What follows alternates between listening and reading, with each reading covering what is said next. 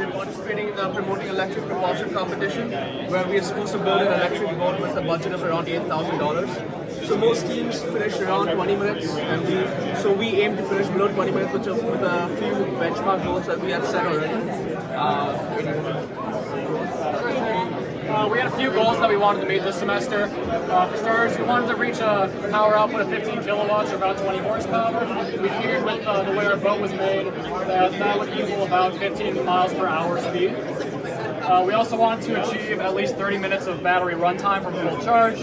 We anticipate our run will take about 20 minutes based on the previous results, but in case something goes wrong or we don't drive quite optimally or what have you, we wanted some extra buffer. Throughout the project, we did have an analytical prototype coming on for ease, and we did keep track of all of the performance metrics that we wanted to keep track of. This is the final one, so we'll go over it at the end. Meanwhile, we had two prototypes, one at the end of the first semester and one now. For our first semester, we used this engine here, or this motor. Then we had this electric motor and this controller, and then we also had batteries. The motor, controller, and batteries were all donated to us from Glenn Bauer, which is very much appreciated. Interestingly, these all came from the Bucky wagon. If you've ever been to a football game, you might have seen that. The motor is 12 kilowatts, 32 peak, meaning that you run it at 12, but if you want to go fast for a short amount of time, you can bring it up to a higher power. Controllers there just to prevent the batteries from overpowering the motor, and then the batteries, we had 3 cells, we ended up using 2 of them, 26 parallel lithium iron phosphate cells per battery. And then finally we had this used 1974 Mercury 500 motor that we bought from just an individual seller who was going to scrap it. This is the internal combustion engine part of it. We literally ripped this out and replaced it with the motor. And then we kept all the other mechanical parts that the motor would use to actually turn the boat. All right, now I'm going to talk about some of the future steps. So up until that point, up until winter break, we only had about $2,000 to work with, where we spent half of that on the hole right there. We spent about $200 on that lower third. And then the first thing we did once we got $7,000 more from the competition and funding, the first thing we did was go out and get a new motor and voltage controller. So the reason why we did that, this old motor was 72 pounds. Very heavy, not much heavier than the internal combustion aspect of it.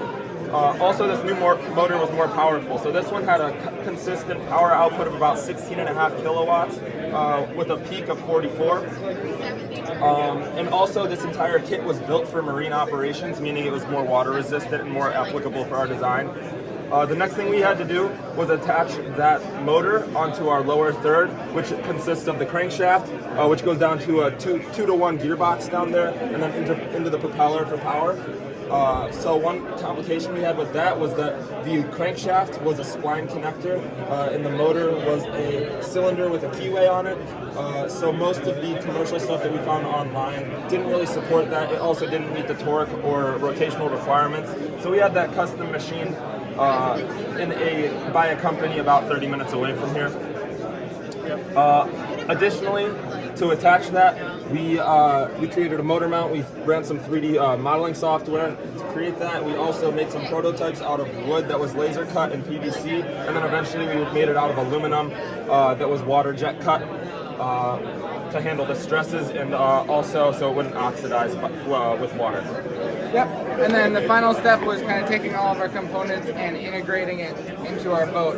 As you can see here, we ended up building a cockpit where originally this was a tiller drive motor where you'd be back and driving with a single hand, but that's not a very easy way to drive. So we ended up moving to more of a cockpit design where we use a cable-based system and a steering wheel to drive it from up front. That also helped with our center of mass and getting up on plane, which getting up on plane kind of means that half of your boat gets out of the water and reduces friction and improves your overall efficiency. We ended up integrating everything into the boat with the help of the hull team. And then finally we got to testing. We've gotten out on the water twice at this point. We got up to a max speed of 18 miles an hour, which exceeded our 15 mile an hour limit, our expectation. And we also got 2.5 miles. We haven't pushed it too far because we don't have a chase boat at this point. but getting it all the way up to 2.5 miles, we only had 4 volts of drop on our battery pack, so we should have plenty of room left to get all the way up to those 5 miles, which will be demonstrating in June. And then our second test, which we ran yesterday, we took that footage and just kind of showed how it works. And it's super quiet, super smooth. It's actually kind of boring to drive. It's almost too easy to drive. There's no weird quirks with it. So overall, it's been a great experience, and we're excited to continue with our final improvements and then compete. Any questions?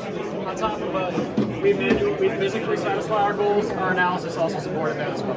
Yep. And then the real boat is out on the front lawn right now. If you want to check it out, we also have a 3D model here. If you just want to look at different components, you can play around with that.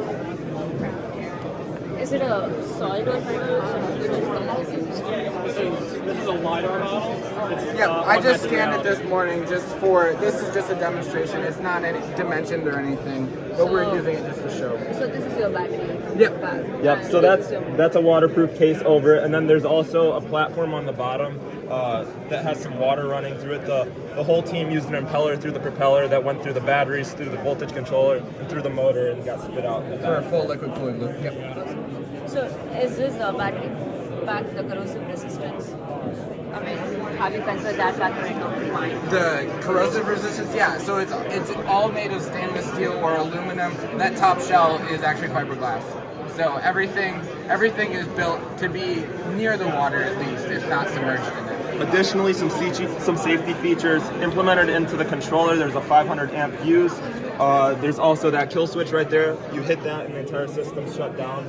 There's a man overboard little lanyard that you attach to the driver. If you get sent off the boat, it'll stop.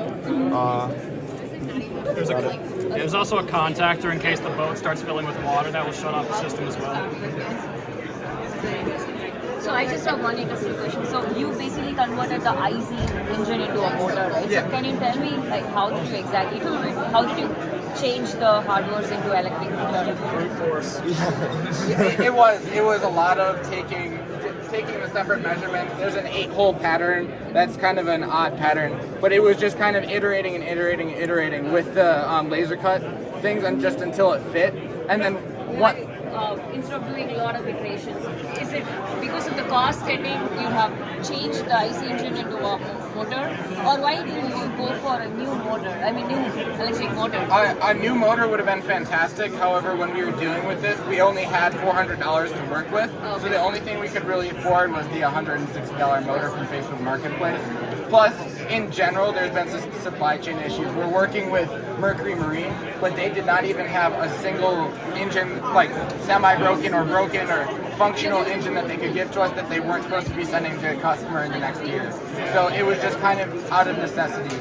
We're going to have 2 more years going forward, 2 more years to work on this, and that's definitely a point of optimization, is getting a gearbox with less resistance and obviously just even looks cleaner. This was sitting in a puddle for 20 years. So There's a broken engine. It's about as cheap as you could possibly buy it. Yeah, the new ones cost thousands of dollars. Just to destroy it wouldn't have been applicable for us. And speaking of next year as well, like I feel that one good thing we did was that we didn't use all the budget. We still have $1,000 left, so the next year's team won't have to go through what we went through as to we had to make ends meet with $400 for 5 months at the top of the budget. So they have some seed money. I think your project is so flashy and the real mechanical work that you've done. I think you've done a great job. Thank you very much. Thank you. So I will upload your grades later this week. So all the best. A plus. Thank you so much. A plus.